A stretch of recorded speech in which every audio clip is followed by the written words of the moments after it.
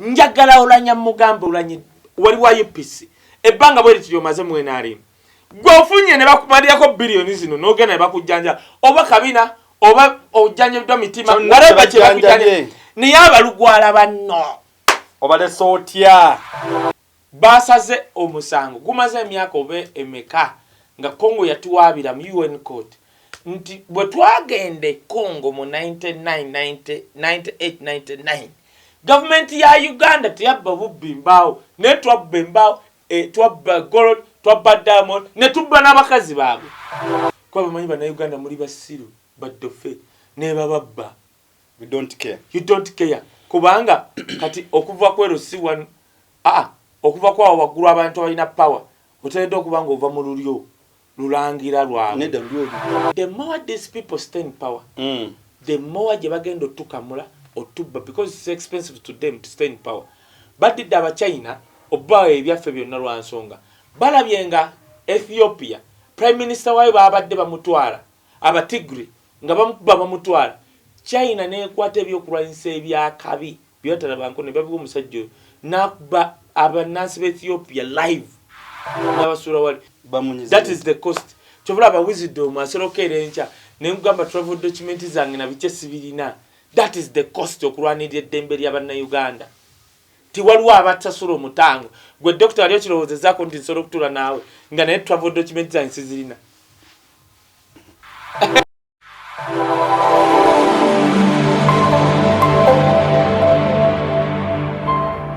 Okay, kwe tuli nga bwe twabasuubiza tugenzeko mu kalango ne tukomyewo. Kaye bali kachayi ompadde kachayi. Temuli sukaali lwaki katangawuzi. Mwabe kuma obulamu. Bonna bintu byakwekuuma si kumala gannyo na kulya kanti ekwano wansi. N'abasajja bakubi b'ekibo kwayinza otusanga ne batugattamu. Kale tubalamusizaako nnyo mwenna mwasibye mutya mwasuze mutya muli mutya twebaza Omukama obulamu bwatuwadde ffe baani abakyali abalamu mu kaseera kano. Kaya wisdom omwana omulala omuyeka batanya amata mutali mazzi mwali mu kizimbe olunaku olwaleero. Ng'ensonga ezituleese ngabe mulabye ekifaananyi kyo bwe kiri era bwe kiri. Oyo muhozi sima ani Sales jajjawe Museveni jajjawe oba muhozi tikitawo awo simanyi bonna bali mu eyo section. Naye mwebale nnyo mwebale ddala mwebale kutwagala ku Flashlight Channel Uganda. Nga omwonjozi wa programu yaffe nze Ahiwa Rogers awamu ne Kaye wisdom omwana omulalo omubwati yanyo mata omutali mazzi ne seriraka. Amina. Ekitoso nako lwaleero mbum nga by the way balenya abatutumiddeko ku kakwenza bale kutuuka eminembe bale kutuuka bulungi 5-star general lukira bachwezi tukutumidde nnyo webale ddala. Ekiri mu ddiro Kaye nga tona okubuza batulaba ennyonyi ya Uganda yatwala omusajja gwe bayita Jacob Oulanya. Jacob Oulanya zagenda eri mu America mu ddwaliro okuzijanjaba abanga zirwadde bigera oba biki nange nze nange sitegera mwana ng'atamanyi bye yarwala. Kati Jacob Oulanya zigamba eri mu ddwaliro ya Seattle. Kati mu ddwaliro ya Seattle bagamba zijanjaba ndwadezi ezisooka zigamba zi government ya wano oba zi Oulanya anaachulira ate bana batafudde naye gyali tebitukwatako.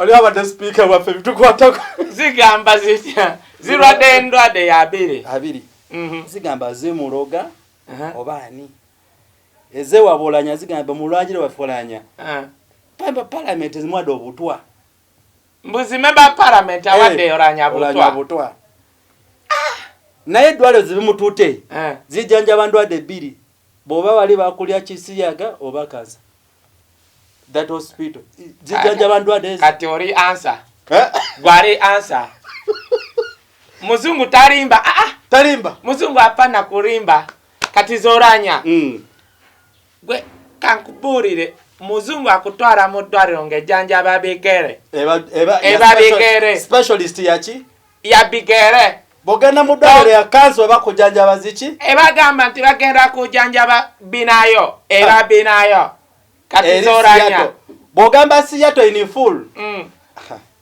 ayiwe wange kati now Oulanya government ya Uganda kulimba fe ntizirwadde mutwe dizirwadde mutwe na dogo bagala kuba kadaga wali America eddwala ezijanja badogo kale yo muzimu ebuuka wano paka mu winter muzimu ebeera wano mu Africa muzimu ebeera wano teri muzimu ebuuka wano nyanja bazitwale waabwe eri musabo naddala nga waliya covid teri muzimu ebuuka wano mpaka ate ne zigamba when you see American put Black Lives Matter they consider they are musiyaga nkubu bwebulira nze government alimba muzungu akupana kulimba zikuleta Minister of Health Seattle hospital janjaba ki ezandaba zidwala ebi ejanjaba mu cancer and kabina yoyoka kati Oulanya aina zirwadde bbiri obeemo kwezo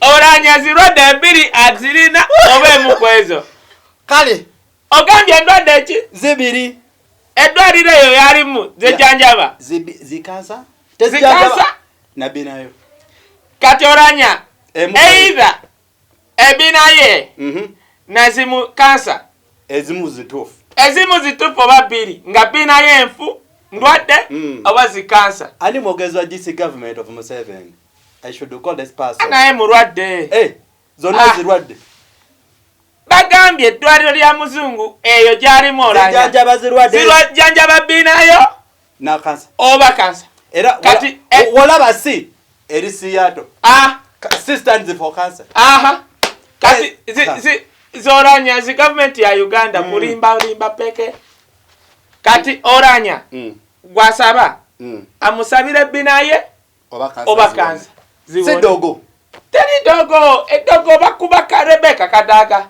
but jali Oulanya is still alive that man muganda wange no government ya Uganda ekola batya oba wafada myaka ejo nga eri dami nga gamba uli mulamu zebagamba this man who died was working on money governor Mutebile they told us he was sick for the last 3 years and now they've just announced him to be dead. Zeyo government ya Uganda kanywewo chai Oulanya endwadde asobola okuba zibiri zonna zimuluma binayo akansa zibinaye twogera bikinaye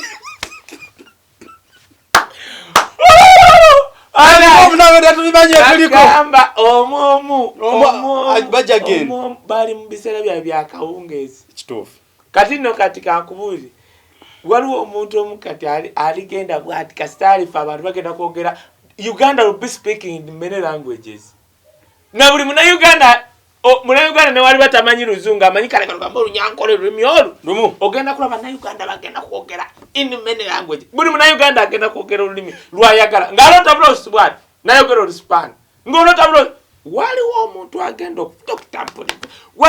agenda okufa Uganda wa buli muna Uganda yogera olulimi lwali tamanyi olw'essanyu nzayogedde biki ayoke kale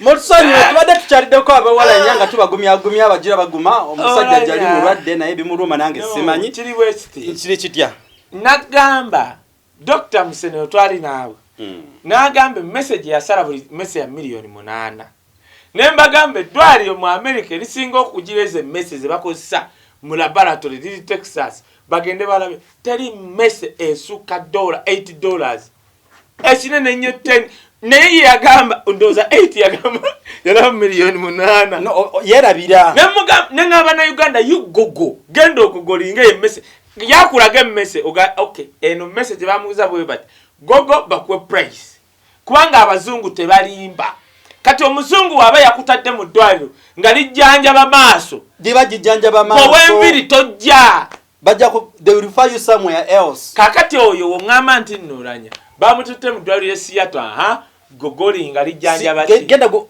find out what is Seattle in full toyogera kakati gomanye bebajjanjaba kati kitegeeza kwendwadde ebbiri either inakemu obezo nebbiri otegedde either leero omwogezi wa njagala okwebaza for the first time ofuna opondo yayogedde ng'ali ku front line n'agamba bw'ati yagambye bw'oba mu public office nga toli ready ku criticism ng'oyambadde olugo lwa public then you're not worthy okubaawo n'agenda mu maaso ani Oulanya ani ofuna opondo n'agamba baleero yazaali so batya n'agamba ngenda kwogera ne muwoozi ofuna opondo yagenda kwogera ne muwoozi kubanga oba mu public office you have to be ready for criticism kubanga okuva ku ntebe ngatto ebiri mu office sente z'Abannayuganda kakati fe okwogera kw'Oulanya nga mulwadde mu ddwaliro kati okay ndaba Bannayuganda bafunamu akatengo oli asobola okugamba mwogera mutya kw'Oulanya ng'ali mu ddwaliro nga mulwadde tekikkirizibwa oli speaker do you know how much money zetumwononerako kati kantandike bwenti ekisooka Oulanya lwaki bagamba bano bakyoli parliamentary caucus oba committee nti alirabika ddogo Oulanya bukyakuba kadaaga nga kuliko amaanyi g'omuntu omulala another hand ojjukira omusajja yagamba nti yakuba amasimu ekiro n'abaddamu ku makya bonna yali president Museveni yakuba amasimu ekiro ku buli balondo Oulanya n'atugambe kolo nti yadda namu ku makya n'akubira buli omu walaba amaanyi ga Rebecca era nempunzika neŋŋamba nakola gundi live neŋŋamba nti mu kulonda kuno Rebecca Kadaga avuddemu nga winner why all the state power yali against her nga na Museveni yennyini yatugamba Museveni tasobola kukubira simu ku makya nti jangu olonda Oulanya nga gambisa malusu agamba waliwo akantu otegedde kati bekwasaka baleeta ekyeddogo kuba bakimanyi nti Honorable Rebecca Kadaga akkiririza nnyo mu byobuwangwa era arakafaananyi kalina ngali bw'ati kati nno kankubule Rebecca Kadaga kale gomanya abalogo abali mu State House nabo bennyini balogo nga bambala zirizi bambala ekintu ekyo praise God naye behind doors praise God naye nga olaba alinga alina omusipi oba waleti wano kumba ataddewo yirizi nnene gomanyi eddogero lyawo basajja bamuloga beeroga kati Rebecca Kadaga ye wakulaga nti ayagala nnyo ebyobuwangwa I salute her bano balogo besiba mu bulokole praise the Lord ani abasingo mbadde ngenda kwogera ekintu otegedde nedda tokyogera kakubule siringa firimu omusajja asobola okuvaayo ng'alinga holi naye nga akyasinza okutuga abantu kicu atuga butuzi kicu nga naye mulaba faaza naye atuga butuzi bantu kicu now njagala Bannayuganda mutegeere kino Uganda bwe tutakugamba bino byetuuseemu tosobola kumanya kigenda mu maaso bakutte emitwalo 5 mu mmeka ye equals to Oulanya kupangisa motoka equals to 1 billion 1.7 actually billion mu million 7 we can round off to 2 billion kubanga tebajja kugamba era no Uganda wetukira kuogereza figure omanya ngendo okugamba government yenare wegambira nti speaker tumwoneneddeko billion 1 million 7 manya wezafulumye ziringa billion 4 kubanga waliwo bye waliwo alina okubako waliwo procurement alina naye okubbako waliwo amuyambye okiriyalinga kati eddiri y'Oulanya waliwo abagiryakaawo zifulumanya ye ne bamuwaako emu 1.7 ne 1.7 otegedde kyengamba kyova olaba bafunye Uganda Airline nga teyina route to USA for the first time yagifunye omanyi lwaki kasita kubaako enguzi everything is possible kati ennyonyi Bannayuganda kambabuli ennyonyi ya Uganda katugeze singa kyebayita route kyekino Amini yali yatugulya nga Uganda Airline ebuuka paka mu Europe paka mu America government eno weyajja ezo route mumba mwazigula government eno weyajja netunda routes netunda enguudo ezo zali za Uganda Crane Uganda Airline neziguza company endala otegedde bana bavuma Amini yazigula bano bajja ne bazitunda ennyonyi okubuuka bwetinga yitamu eno direction okudde eri eba route yo oba omaze communicating nti bannayo oba kino naye liba kkubo lyo that is your route kati Uganda Airline yalina route yayo okuva wano paka mu America okuva wano paka Europe twazitunda zonna tuddamu gulangule ye gwotegedde kyengamba kankuwa example sitegere bulungi twalina reserve oil reserve nga Amini yazikola nga etereka amafuta million 3 is it Yeah, milioni 3. Milioni 3. Eh? Tesola kwa milioni 3. Kwa buli week tukosa mukaga. Amafuta. Nina yogenda ziri milioni 3. Lita za mafuta. Okay, whatever chechiri. We stand to be corrected. Amini nazimba oil reserve. Amini ebisera byasimbira oil reserve ngatetuweza na motoka mu Uganda ziwera milioni. Nga yabaze nti amafuta reserve zino isoro kuntwalako nejiba myezi mukago ba 8 gatunywa kwaga amafuta. Bano we bajje ne bazikuza omuko. Bazitunda indoza basanga we kyobugagga ne baga muko jawe ne bakimuwa. No muko ne ate kati ye nakipangisa omuntu omulala. Kati wulire kiri fane okumanya Uganda enyiza. Beba pangisa oil reserve zaffe. Omanyo okuzimaintaininga you spend money. Bazi pangisa omuntu. Ne Ugandan government esasula sente omuntu oyo zimaintaininga. Can you imagine nkutenda linza akatali. Nkakuwadde. Naye ogamba nti okalongoosa ate nze yakutenda linga. Zenyi nokuwa sente okalongoosa. Olema na basajja engeri gye batubbamu. Oil reserve za Uganda baziwa omuntu. Omuntu nazitunda naziguza omuntu. Tetumanyi myaka emeka. Yene bamuwaka ke. Juke bamuwadde bwe yene bamuwaka ke. Bamuwaka ke. Gwaziguziza yenna. N'agamba nze okubeera nazo mulina okumpa sente buli week ozimaintaininga. Bwe batyo batubba munnange. Kanzireyo ku Oulanya nze kyemmanyi bakitegedde. Kaakati labayo Oulanya bw'olaba nga Ugandan government egamye nti Oulanya bamuspendingetteko 1.7 billion omu transport nga manya waliwo billion nga nnyo ezafulumye. Waliwo ezisigala mu treasury ne zijja nga bazitoolako bana banguye kyova olaba okutwala Oulanya mu nnyonyi kyayanguye lwansonga kubeerako kickback. Singa tuyabaddeko singa Oulanya ali mu agakaani ekinene ennyo.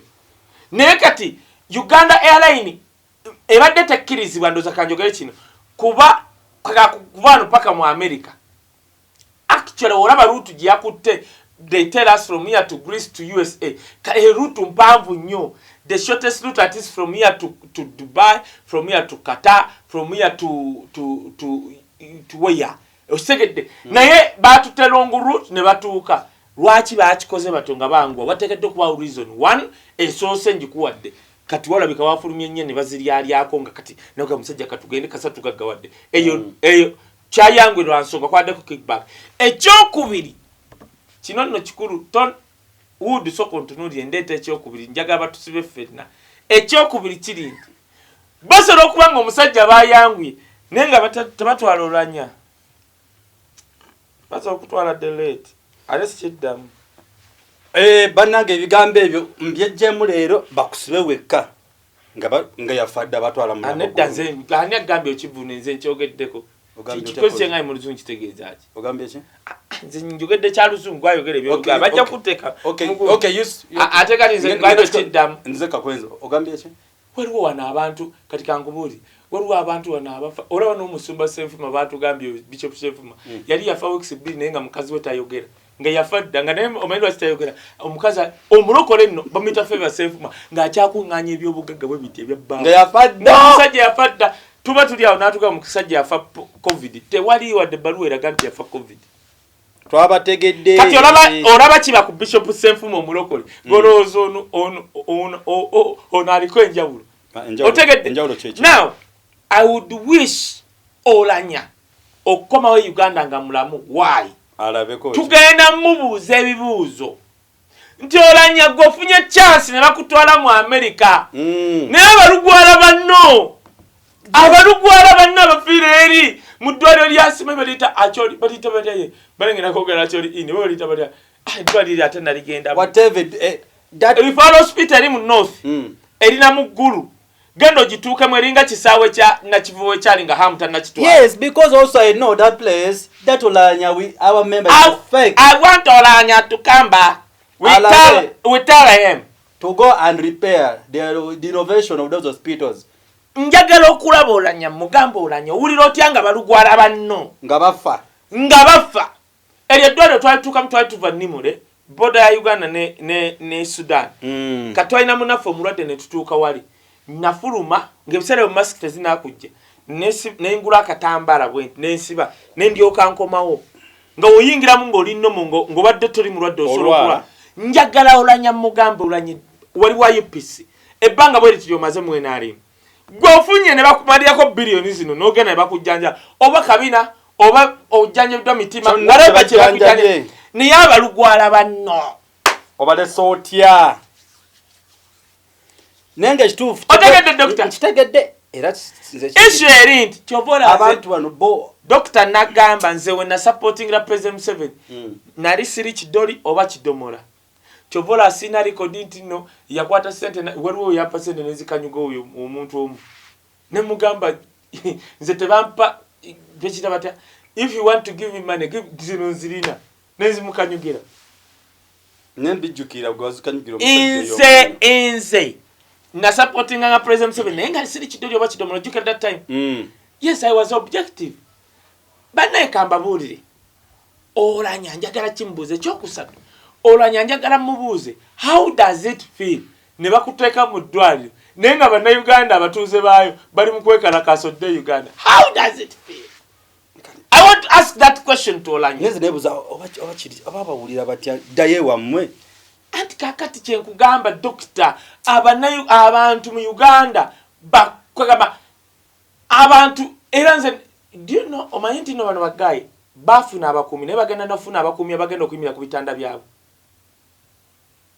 nga bamukuuma oli alina abakumi ku gate ku mulyango naye waliwo n'asula ku kitanda ng'amukuuma batuuse mu state bo benyini tebeesiga buli omu atya munno okumuwa obutwa waliwo atya simanyi okukola bitya bintu bingi kakati kankubulire dokita njagala kubuuza Oulanya abalugwala bo obaleseewa bw'aba Katonda anaamuyamba nadde engulu oba kale katukkirize nti mulamu oba kale katukkirize nti oba katukkirize tutya bw'aba Katonda anaayamba. I want to ask Oulanya a question kyova olaba musobola okubanga buli teeka lye muyisa linyigiriza abantu b'omu central and we ngamba abantu b'omu central I don't mean Baganda people only ngamba abantu b'omu central abawangali wano musobola okubanga amateeka ge muyisa gali wano gabasumbwa.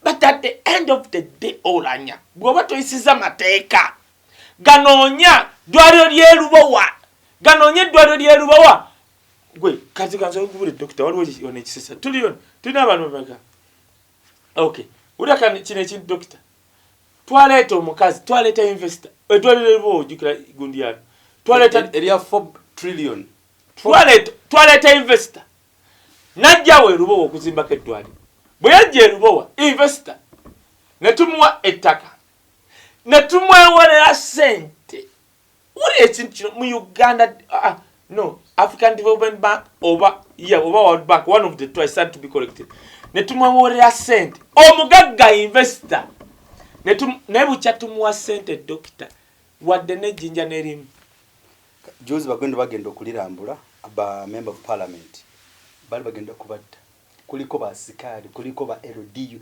baga ntumujja kulambula kino omanyi omubi wa Uganda ngeje batubbamu waba wayagala sente nga baleeta yakabadde titugenda kola kino ngazita bulungi nnyo nga bazirya kwa bamanyi bana Uganda muri basiru baddofe ne bababba we don't care you don't care kubanga kati okuva kwero si one okuva kwa waguru abantu abalina power oteredde okubanga ova mu lulyo lulangira lwawe neda lulyo olubyo anti olulyo olubyo kakati goba tolimu n'oba mu westana tolusobola ddubaamu okola ebintu ebyewuunyisa tebala katugenda kubuuza nga kakwenza lukira bashajja bigambo ki abituwe bidefine nga bano bakyali bw'oba toli mu lulyo lwabwe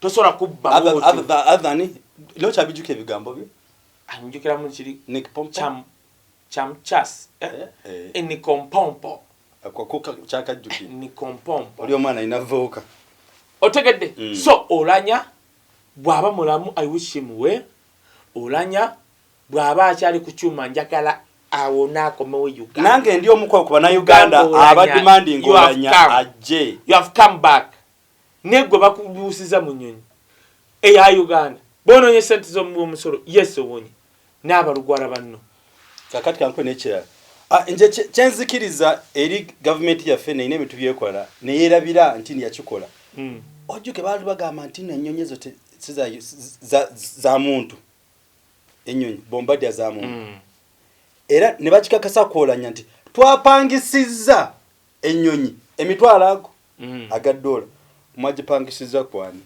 lwaki batugambye twataddemu amafuta kati gwe kankubule omwaka guno kulaba bwe gugwako nga tutanze kutusasula looni ya China ekyo kisaawe kyaba China n'ebiriko byaba China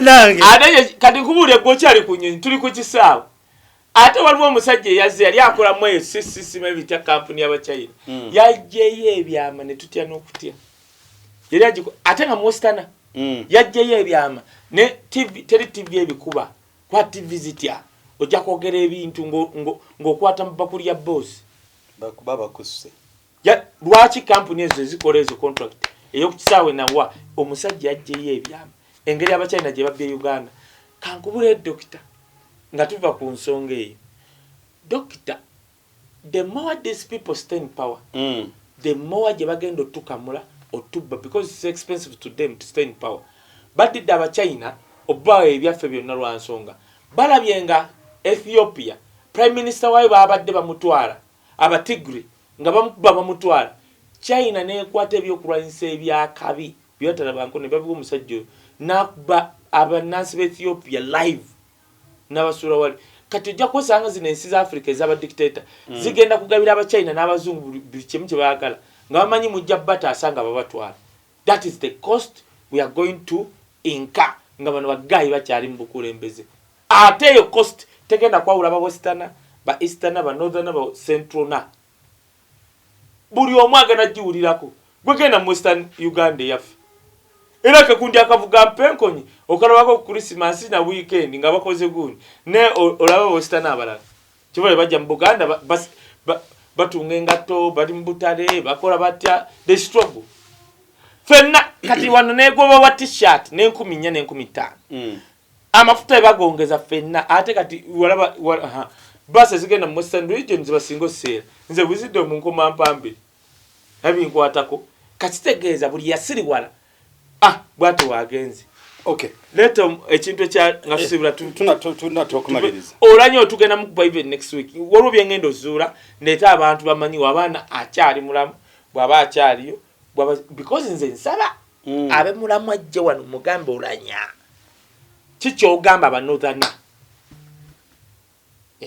tucho mwagaza yo walabe deputy we chembani ngendo okubuuza nange deputy wali mu kintu era afuire musaze singata komawo kastabo na bengulu ono easterna amongi afana nyafana indinya lyabali gondi bichiro yangambye oya amongi mubbi namalo mukwa left right and center bebankwata sawa 10 ne bakwata akamoto kake bakutoka ku gate yani eya mongi nabugamba bigirwa tebamukwata anko kironga ze wa mongi bagitwala ebutwazi tovora bati basola kufulumya footage wa kamera ezo awulo lugudo luliko kamera baga no fulumya footage bamuleta bulesi kankubule bana basajja basola okunkwata wa ne bantwala ku gate yo muntu ntimbadde mbuka kujibba mbigirwa bamutwala butwaza ne bantu mweze kimayi badde amamotoka gaffe na alikuwa na asula yisasi tabagamba muyekera ne bategeere uwo mukasasiro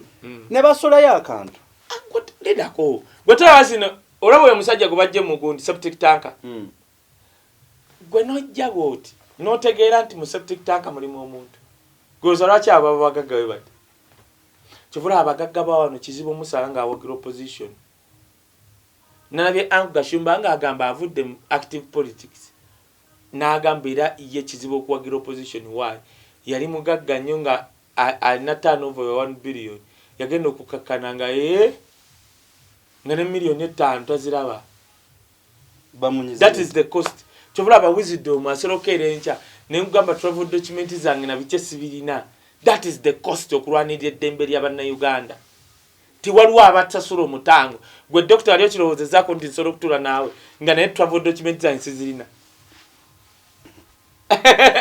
eyo cost nairo akubanga ffe tuli okay we knew twakaluchetinga kubo lye tugenda okwata litulitegeera leta ekirala okay oli agambe Kaye much respect webale nyiwe bale kwagala gwanga webale kwagala abantu banangera ku production tuliko neka bandahood bamubuuza nti yenga tachalabika obani yako manyi simanyi oba chabika gundiwe ndoza ayagala tumogere kategere gudu wali oba wali amanye nkuba kaitonye asoro butamu yagambye bali kwata udo kumupanga kakwe oyo bana alikaba te bali zilikawo zili agwa bugu smart gwe bakuba noli alaba bona bakwase na kubatunuza kise gudu ne mugundi we bona batunuza kise wali agambye next time ogenda kwogera kugundi kwani kukakwenza embozi yakakwenza yabanyimide I have to no bajijeyo bana Uganda mukimanyi fe twogera ebintu abantu tebagala mazima kati eyo link bajije ne chemanyi ogenda gisanga flashlight sawa no bagenda giteka yakakwenza no man ogenda gitwala ku YouTube channel banaga tuli basajja bakulu Juliet agambe hey boys oba you want to chill with the big boys maybe if the case were tuli chibalavule webale nnyo Julie and webale nnyo thank you so much for sharing our program the big boys available mu kizimbe kwetuli mulimu Kaye Wisdom mulimu Tone mulimu Kabanda Hood bakugambe ne doctor musajja tomukaya nakiti ono yankayanya yakayanya kade tumalize ne Kongo katono nnyo inati program yes tugateko Kongo banayigana producer okay tuli wana bannanga tulina ba producer tulinganga bali mukomera batutaza bazen tebagala link eveko ne no problem man Julia it's lovely to call us boys I told you it's lovely Julia webale kayo omukuta abamusiwa it is lovely now let me tell you something Chebayita twa Uganda yagende Kongo ne kino kyengendo kugamba bana Uganda mumpulirize Kongo Uganda government ya Uganda yagende Kongo nga tesabye na lukusa parliament why because bategeera government yani yategeera tibuli abazungu baina interest gwe soko gendewo omuzungu anakusangawo nakwebaza nosigango kyali mbuyinza otegedde gwe teri yo lutalo ku ntalo zali zibadde from first world war Vietnam war cold war kale katugambe nti America ali erwana mu Vietnam na America yatuka mu Vietnam neleta bitractor bikole enguudo tosola kola luguudo nga basajja bakutte mundu bali mukola ki Uganda akole enguudo ezo satu naye kayika it's a fun question mutubanja tukola nguudo zammwe mutubanja entalo zirwadira wammwe mutubanja embaawo wakatemba kyali no katika nkubule ekintu nalabye General Anthony omuwabi wa government bamita mu Uganda omuwabi wa government omwerereza state no si state Anthony General Anthony kiriwa kiwanuka ngagamba nti basaze omusango gumaze emyaka obe emeka nga Kongo yatuwabira mu UN court nti bwe twagende Kongo mu 98-99 government ya Uganda tiyabba bubimbawo ne twabba embaawo twabba gold twabba diamond ne tubba n'abakazi baabwe babazala mu zetenneka kasa nalaba amaje nga gakomyewo n'abakazi abetiso obunanga ne batwababwa nekata sono kusanga a normal person bano bakoporo bakurutu ba private nga tosola naye kubba nga gold omuletawo ngera bakifunamu enseba manyi Kongo netuwabira nga Kongo yagala $11 billion Katonda yatusaasidde zekimanyi Uganda spendize sente nyingi ne batusalya tusasule $1 million bisatu nkago ba something $1 million kitegeeza twawonye ate tulina zisasula buli mwaka ne singa tuta omwaka gwako nga tusasuddeko tulina zisasula I think in the period of 5 years buli mwaka nga tusasula ne singa tetusasula omwaka gumu kitegeeza interest rate egenda kweyongerako 6% kuze tulina okusasula otegedde kyemugamba kitegeeza ogwo omusango gusala ne ziva mu biliyoni 11 eza dola Ugandan government bakulimba erina be yaliisizza zikendere not we are the source of corruption anti kakati kyandibadde kirabika obi nti abasajja twali tubasasudde biliyoni 10 osanga bateeseza mu outdoor ne bagamba ne baga Kongo katubawe biliyoni 1 emu ne kati wali mugambe nti mugenda tusasuza milioni 3 bali ne bawa bilioni emu kati bino byolaba ebisatu mu mmeka bibakanyiza ti Uganda esasuze Congo ojja kusanga nga waliwo ebbase zayitinganye otegedde doctor kubanga Congo yatuwaabiranga eyagala $11 billion zasse ne tuba nga tulina kusasula milioni 3 something kati zasse zitya watedde kuba wabaddewo out closed door meeting nga waliwo be twawadde ne tuliisa abakongo ndako ng'okyali ku ekyo just njagala kumanya kwatula n'abatulaba nti emisango egyo gyaliwo ku mulembe gwani lwaki omulembe guno gwe gusasula we should have an investigative of people to give us clear report nti bikoleddwa ku mulembe gwa Museveni anai support nti ba member of parliament mwenna ne president wamwe mwemba muchaji ni ate bajja ku musolo gwaffe Doctor katika doctor chale muna Uganda doctor towerumya mutwe waliyo papa omu yali corrupt nnyo yasala emisango yakola ki byonna n'abikola nga alina obuyinza ne wajja papa omulala ng'oli afudde papa oyo yajja yalagira baziikule papa oli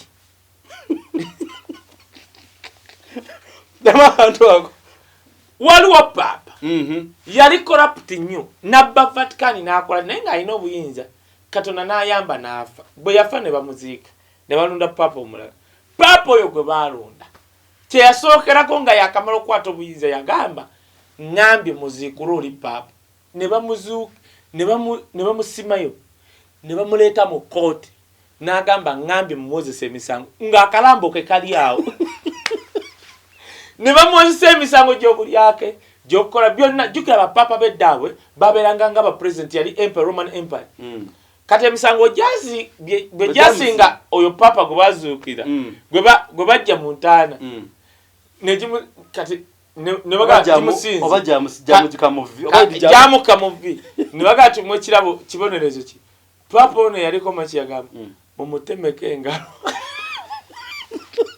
bateme kumulamba waliwo emirambo gye tugenda okuzuukiza time to come ne banakuzuukawa ate luddawa tujja jijje Southern Sudan tujja jijje Rwanda ne Burundi gye balina okuddukira tujja gikimanyi tugiwozese nga mirambo tugimale mu lujjuddawo tugisaleko obusajja tugisaleko amatu gabaka kyaliko tugitemeteme buli omu tukiziike waakyo kati ngogwa no kusalawo ogwa na mbanja nambye ki oyo no musala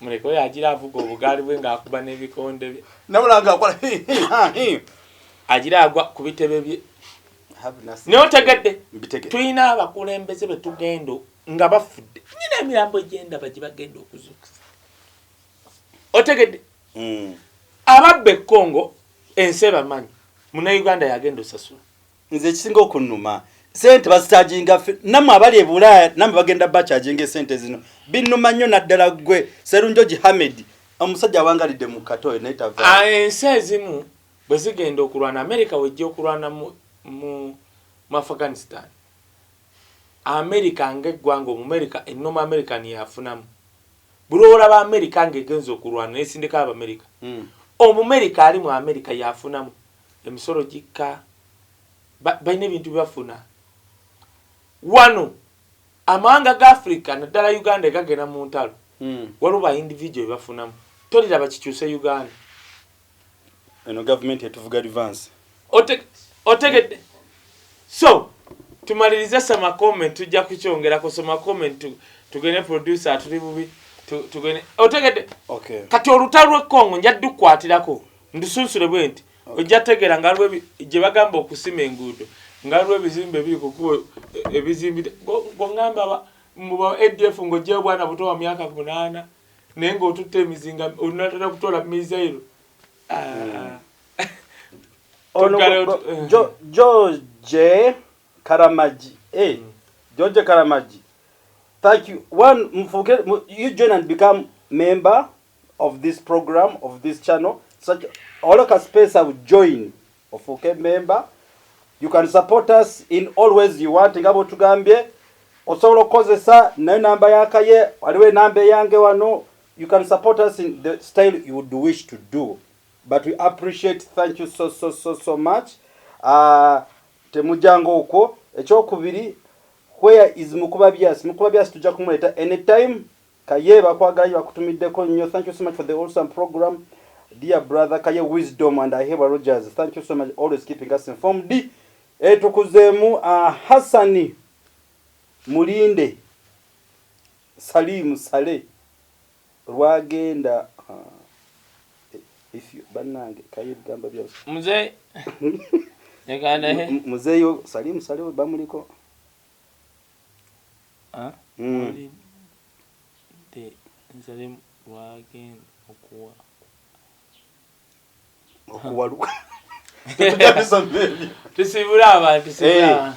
So let me tell you, tell us mu first family eri one omuntu akyasinze okwagalibwa tebakulyanga sente ye Salim Sale kwegamba ye yaganyizaako ku bantu okulya ku sente ze ne waliwo abalala ng'obajjako njala nankyaca.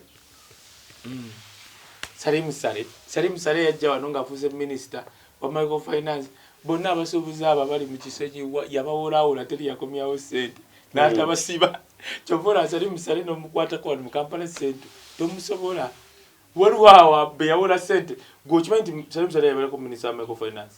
Salim Sale oba ye yasooka yawola Abannayuganda sente yabawola nekitu yenga zijjawo anti kati wajja n'afuuka minisita n'ateekawo simanya sako because ebitya bwe yateekanga sako buli bwe baddukanga tebasiba n'abaleka kyebula we musajja muzibu muganzi nnyo muve nako ne waliwo abalala bawoza kimu mbu bwe bagenda okuba pulezidenti abaddako naye nga obanoonya n'alabeka ab'ezombo bawandika bataddeko ebipande bya gundi bya Mpozi president 2026 zombo ne 2026 nga kitaawe ndabanga naye akyayagala neba natuusayo nagamba gavumenti eza Africa eziringa Uganda batuuka bo bokka nga Katonda abenyiddwa n'atandika okuyita omu ku omu bane beekuba bokka amasasi. They can't rule us forever, my brother. Okay. Tugenda tumalirize sawa. Naye kati nga njagala kugamba bannayuganda kintu kimu kyokka bannange mumpagireko. Kaye mumwagireko.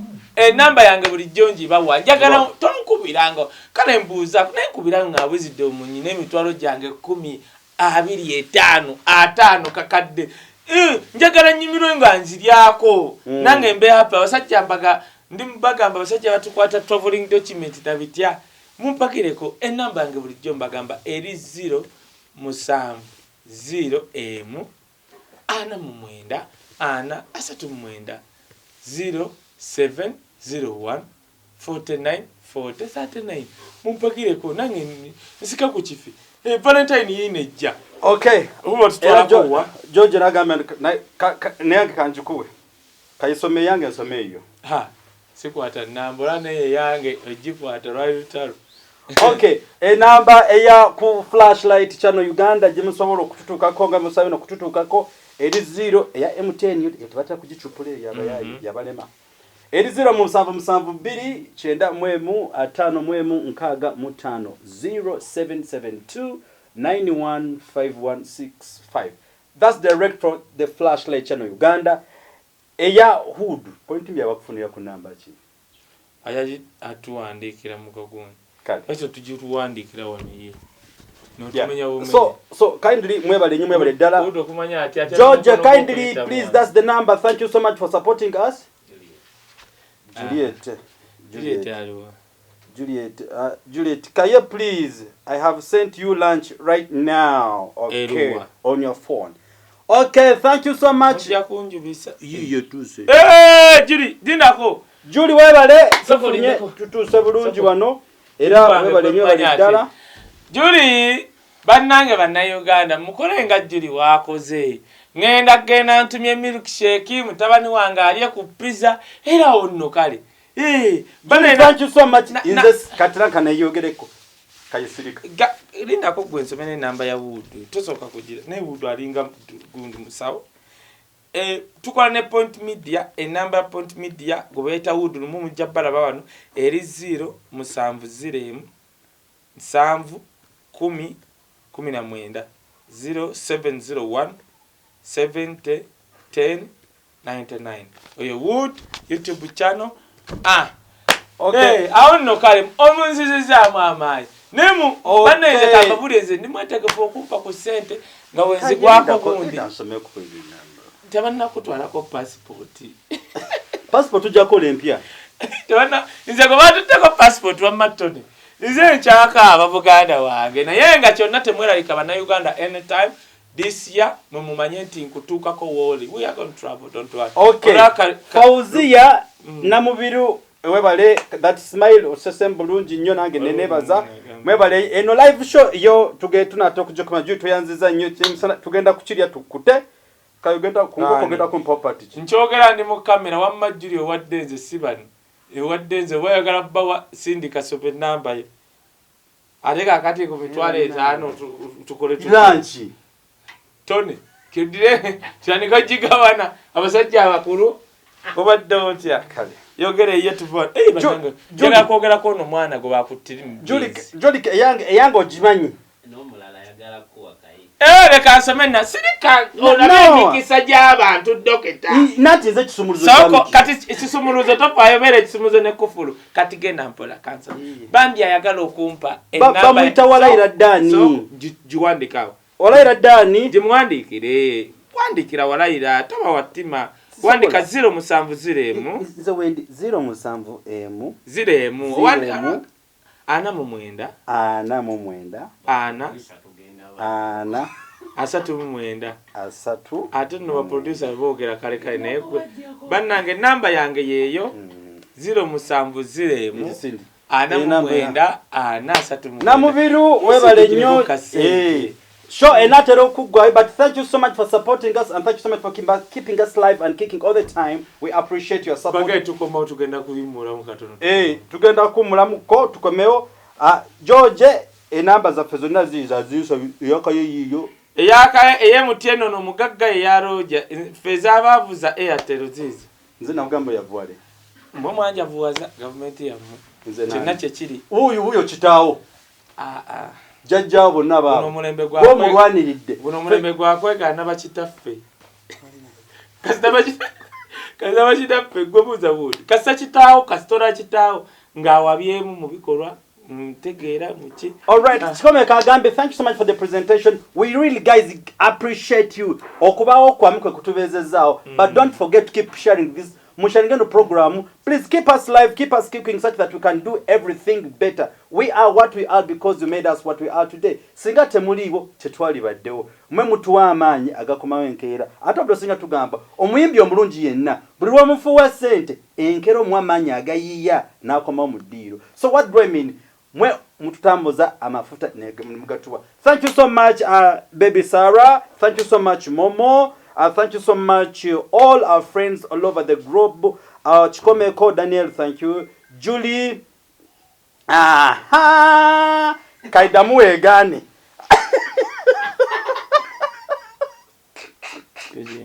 Oh ya Julie akugambi. Kakati kankubule Julie, kankubule. No wobo potya Julie. Kubuulidde esente ziba zange. Julie okimanyi bana basajja bagagga. Sibula bagala nyimuke kati nyimuse bye. Julie ogambe na yafe kati kamera njisigadde munzeka byonna bye mukubye muleta wano byonna byange. So mwebale dala mwebale kutwagala. We really appreciate bantu mwe mutuwa amaanyi agasigala nga tukikuba tukifaba kola all the time. Serunjoji nsoma message abantu nga basatu.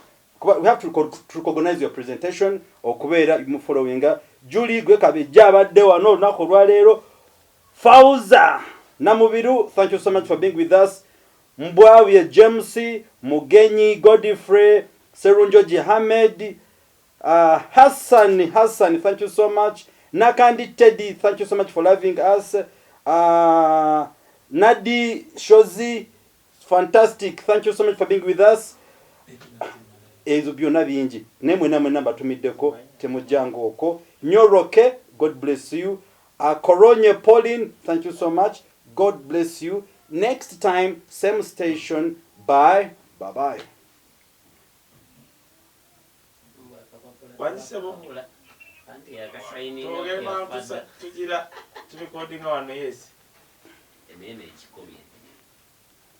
Lebwa.